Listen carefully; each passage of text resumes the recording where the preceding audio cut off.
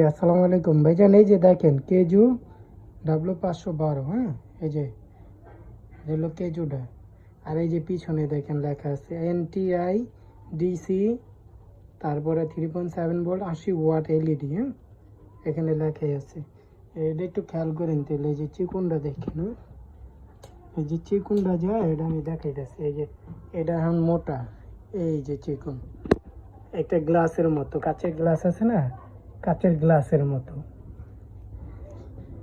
Camera বুঝতে পারতেছেন কিনা জানি না। এই যে চিকন, এই যে এটা দেখছেন না এতটুকু।